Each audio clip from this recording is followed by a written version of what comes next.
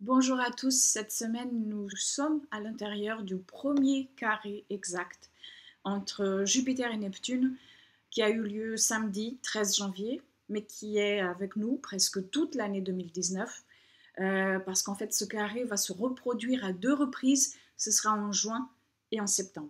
Jupiter se trouve dans le signe du Sagittaire et Neptune dans le signe des Poissons. Chacune de ces planètes se retrouve donc dans son signe, dans le signe qu'elle gouverne, et en fait elles ont aussi en commun le signe des Poissons, parce que Jupiter et Neptune gouvernent toutes les deux ce signe. Cet aspect est d'une certaine manière le plus important de l'année. C'est un carré, donc une énergie qui active une forme de tension. Et il y a 2 types de carrés. Vous avez le premier qui est un carré croissant, qui se met en place après la conjonction de 2 planètes et qui d'une certaine manière extériorise les énergies de ces planètes. Et puis vous avez le deuxième carré, qui est un carré décroissant, et qui arrive lorsque le cycle entre 2 planètes est presque en train de se terminer, pour qu'un autre puisse débuter. Et c'est dans ce dernier cas que se situe le carré entre Jupiter et Neptune que nous avons cette année. Jupiter et Neptune ont un cycle ensemble qui revient tous les 13 ans. La dernière fois, il a démarré en 2009 et c'était dans le signe du Verseau. Et ce cycle-là se terminera en 2022 quand un nouveau recommencera, cette fois dans le signe des Poissons.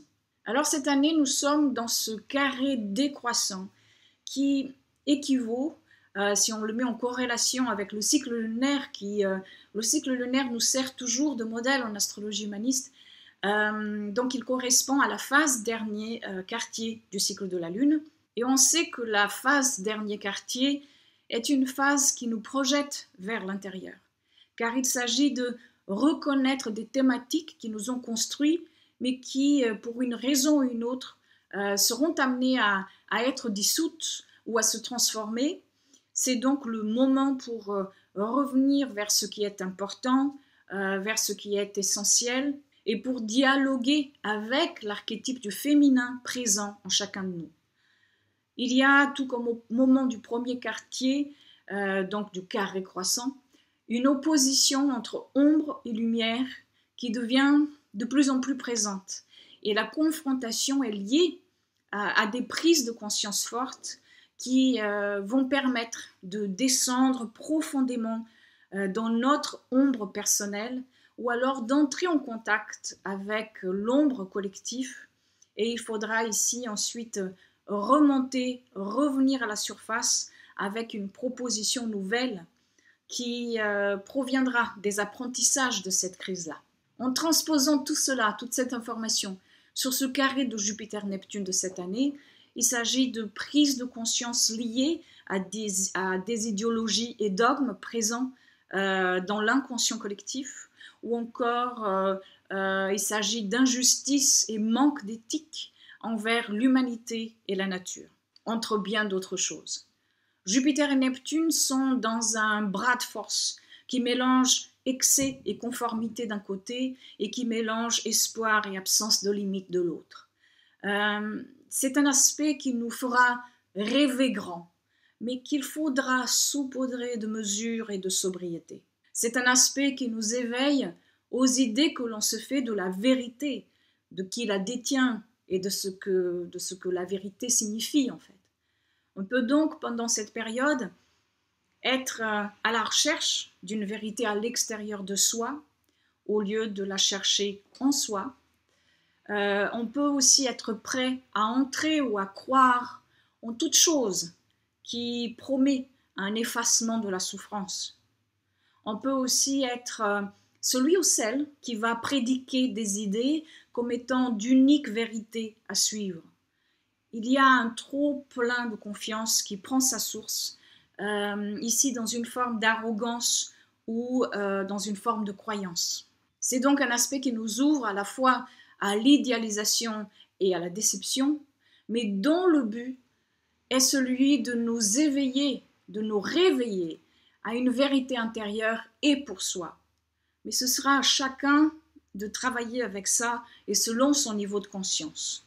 Car avec cet aspect, nous sommes invités à regarder en face l'ombre personnelle qui nous est renvoyée par l'ombre collective, car tout ce qui est au dehors est aussi quelque part en chacun de nous, parce que c'est refoulé, parce que c'est inexprimé, parce que c'est nié. C'est donc pour cela que cette ombre apparaît au dehors, parce qu'elle doit s'incarner quelque part. Et nous sommes donc invités cette année, avec cet aspect, à avoir ce qui est au dehors à l'intérieur et à ramener de cette confrontation-là une nouvelle vision éthique pour le nouveau cycle Jupiter-Neptune qui commencera en 2022 dans le signe des Poissons, comme je vous le disais tout à l'heure. Refouler ce qui est inconscient ne fera que l'augmenter. À l'inverse, conscientiser ce qui est inconscient, commencer ce travail, lui permettra de retrouver sa place dans l'ordre des choses. Et c'est un long travail, mais que personne ne pourra faire pour nous. En sachant que ce cycle a commencé en 2009 dans le signe du Verseau, cet aspect peut donc nous forcer à aller vers une forme d'indépendance, une indépendance voulue ou pas voulue.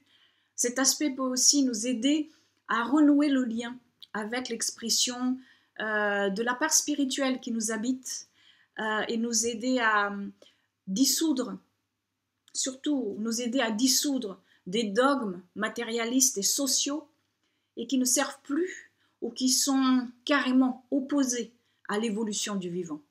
Et si vous avez des planètes personnelles, points ou angles de votre thème natal dans le deuxième décan, surtout entre 13 et 19 degrés des signes mutables, Gémeaux, Vierge, Sagittaire ou Poisson, vous pourrez ressentir plus fortement cet aspect, non pas uniquement maintenant, mais aussi dans le courant de l'année.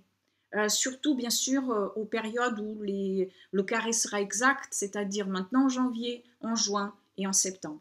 Le projet Quintessence de ce mois de janvier vous donnera plus d'informations sur la pleine lune qui sera une éclipse et qui arrive donc le 21, et toutes ces informations-là pour chacun des signes, vous trouverez le lien pour y accéder dans la barre d'informations.